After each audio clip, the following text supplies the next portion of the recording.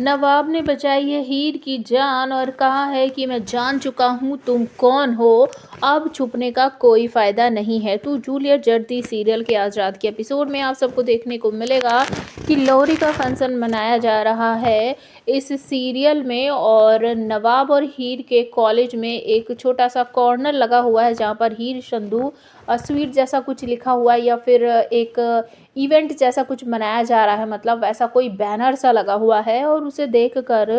काफ़ी लोग खुश हो जाते हैं। लेकिन नवाब बहुत बेचैन हो जाता है क्योंकि उसे अपनी पत्नी की शक्ल तो याद नहीं है, लेकिन उसका नाम उसे अच्छी तरीके से याद है और उसे पता ही नहीं है कि हीर संधू है कौन, वो उसे शक्ल से पहचानता नहीं है। तो जब वो उस बैनर को देखता है तो वो कहता है हीर संधू मेरी पत्नी, मेरी वाइफ इस कॉलेज में पढ़ती है। तो कहता है कि आज तो मैं उसे ढूंढ कर ही रहूँगा, कौन है वो कौन नहीं। तो वो सारे कॉलेज में ढूंढता रहता है, कोयल से भी पूछता है, ओए तू हीर संधू को जानती है क्या? वो कहती है हाँ बिल्कुल, अभी मैंने उसको नीचे ही तो देखा था, उसने ना पर्पल सूट पहन रखा है शायद और पर्पल दुपट्टा पहन रखा है।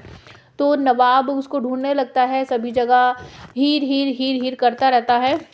और हीर को एहसास हो गया है कि शायद नवाब जान चुका है कि मैं कौन हूँ कौन नहीं। एक प्रोमो लॉन्च और इसमें दिखाया जा रहा है कि नवाब पीछे से आवाज़ लगाएगा हीर संधू, तो हीर जो है वो समझ जाती है कि ये आवाज़ नवाब की है, तो वो जानबूझकर पलटती नहीं है क्योंकि अगर वो पलटेगी तो नवाब उसे पहचान लेगा और तभी वो देखेगा कि पास में खड़ी हुई है थैलावती और वो उसे कहेगा कि थैलावती तुमने भी सेम ड्रेस पहन रखी है, तुम हीर संधू को जानती हो क्या? उसने भी इसी तरह की ड्रेस कुछ पहन रखी है। तो वो गोलमोल करके बातों को घुमा देती है और उसके बाद जैसे ही शाम होगी तो लोहरी का फंक्शन मनाया जाएगा, क्योंकि